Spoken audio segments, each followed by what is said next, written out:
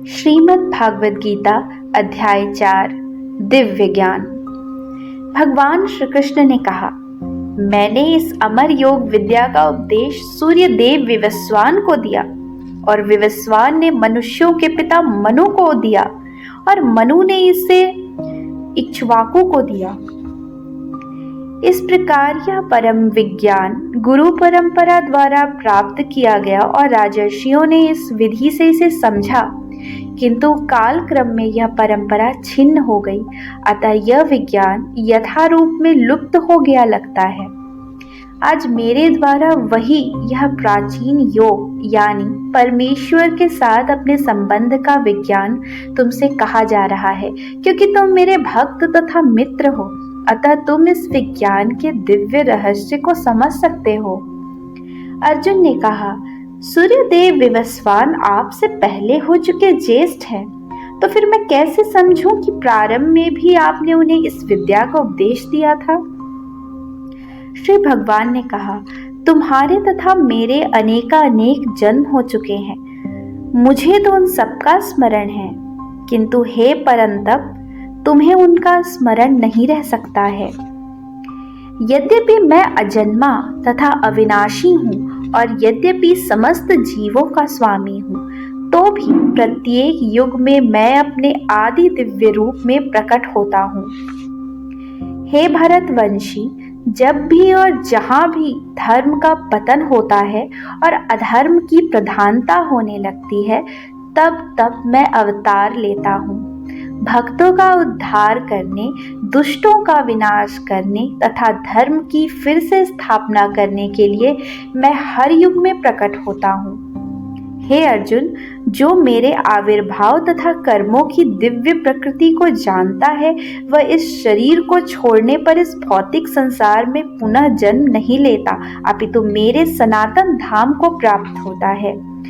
आसक्ति, भय तथा क्रोध से मुक्त होकर, मुझ में पूर्णतया तन्मय होकर और मेरी शरण में आकर बहुत से व्यक्ति भूतकाल में मेरे ज्ञान से पवित्र हो चुके हैं। इस प्रकार से उन सबों ने मेरे प्रति दिव्य प्रेम को प्राप्त किया है।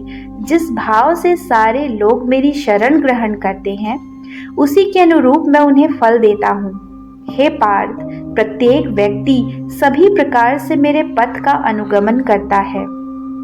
इस संसार में मनुष्य सकाम कर्मों में सिद्धि चाहते हैं, फलस्वरूप वे देवताओं की पूजा करते हैं।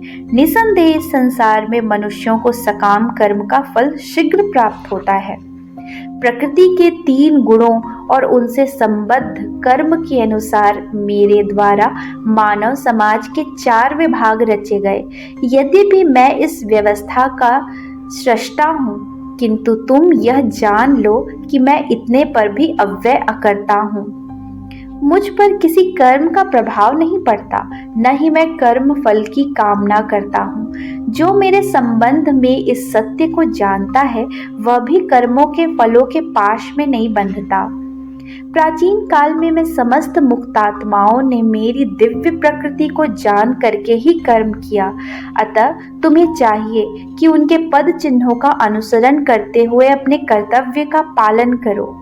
कर्म क्या है और अकर्म क्या है, इस निश्चित करने में बुद्धिमान व्यक्ति भी मोहग्रस्त हो जाते हैं।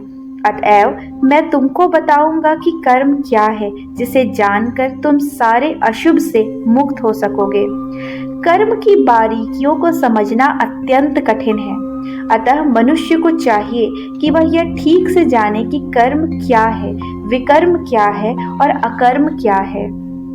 जो मनुष्य कर्म में अकर्म और अकर्म में कर्म देखता है, वह सभी मनुष्यों में बुद्धिमान है और सब प्रकार के कर्मों में प्रवृत्त रहकर भी दिव्य स्थिति में रहता है। जिस व्यक्ति का प्रत्येक प्रयास इंद्रिय तृप्ति की कामना से रहित होता है, उसे पूर्ण ज्ञानी समझा जाता है। उसे ही साधु पुरुष ऐसा कर्ता कहते हैं, जिसने पूर्ण ज्ञान की अग्नि से कर्म फलों को भस्मसात कर दिया है। अपने कर्म फलों की सारी आसक्ति को त्याग कर सदैव संतुष्ट तथा स्वतंत्र रहकर वह सभी प्रकार के कार्यों में व्यस्त रहकर भी कोई सकाम कर्म नहीं करता। ऐसा ज्ञानी पुरुष पूर्ण रूप से संयमित मन तथा बुद्धि से कार्य करता है, अपनी संपत्ति के सारे स्वामित्व को त्याग देता है और केवल शरीर निर्वाह के लिए कर्म करता है। इस तरह कार्य करता हुआ वह पाप रूपी फलों से प्रभावित नहीं होता है। जो स्वतः होने वाले लाभ से संतुष्ट रहता है, जो द्वंद्व से मुक्त है और जो ईर्ष्या नहीं करता, जो सफलता तथा असफलता दोनों में स्थिर रहता है, वह कर्म करता हुआ भी कभी बंधता नहीं। जो पुरुष प्रकृति के गुणों के प्रति अनासक्त हैं और जो दिव्य ज्ञान में पूर्णतया स्थित है, उसके सारे कर्म ब्रह्म में लीन हो जाते हैं। जो व्यक्ति कृष्ण भावनामृत में पूर्णतया लीन रहता है, उसे अपने आध्यात्मिक कर्मों के योगदान के कारण अवश्य ही भगवत धाम की प्राप्ति होती है, क्योंकि उसमें हवन आध्यात्मिक होता है और हवि भी आध्यात्मिक होती है। कुछ योगी विभिन्न प्रकार के यज्ञों द्वारा देवताओं की भली भांति पूजा करते हैं और कुछ परब्रह्म रूपी अग्नि में आहुति डालते हैं। इनमें से कुछ विशुद्ध ब्रह्मचारी श्रवणादि क्रियाओं तथा इंद्रियों को मन की नियंत्रण रूपी अग्नि में स्वाहा कर देते हैं, तो दूसरे लोग नियमित गृहस्थ इंद्रिय विषयों को इंद्रियों की अग्नि में स्वाहा कर देते हैं। दूसरे जो मन तथा इंद्रियों को वश में करके आत्म साक्षात्कार करना चाहते हैं, संपूर्ण इंद्रियों तथा प्राण वायु के कार्यों को संयमित मन रूपी अग्नि में आहुत कर देते हैं। कठोर व्रत अंगीकार करके कुछ लोग अपनी संपत्ति का त्याग करके, कुछ कठिन तपस्या द्वारा, कुछ अष्टांग योग पद्धति के अभ्यास द्वारा अथवा दिव्य ज्ञान में उन्नति के लिए वेदों के अध्ययन द्वारा प्रबुद्ध बनते हैं। अन्य लोग भी जो समाधि में रहने के लिए श्वास को रोके रहने प्राणायाम करते हैं, वे अपान में प्राण को और प्राण में अपान को रोकने का अभ्यास करते हैं और अंत में प्राण अपान को रोककर समाधि में रहते हैं। अन्य योगी कम भोजन करके प्राण की प्राप्ति में ही आहुति देते हैं।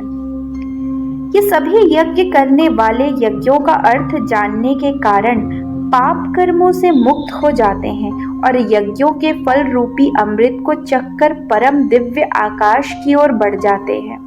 हे कुरुश्रेष्ठ, जब यज्ञ के बिना मनुष्य इस लोक में या इस जीवन में सुखपूर्वक नहीं रह सकता, तो फिर अगले जन्म में कैसे रह सकेगा? ये विभिन्न प्रकार के यज्ञ वेद सम्मत हैं और ये सभी विभिन्न प्रकार के कर्मों से उत्पन्न हैं। इन्हें इस रूप में जानने पर तुम मुक्त हो जाओगे। हे परंतप, द्रव्य यज्ञ से ज्ञान यज्ञ श्रेष्ठ है। हे पार्थ, अंततो गत्वा सारे कर्म यज्ञों का अवसान दिव्य ज्ञान में होता है। तुम गुरु के पास जाकर सत्य को जानने का प्रयास करो, उनसे विनीत होकर जिज्ञासा करो, उनकी सेवा करो। स्वरूप सिद्ध व्यक्ति तुम्हें ज्ञान प्रदान कर सकते हैं, क्योंकि उन्होंने सत्य का दर्शन किया है।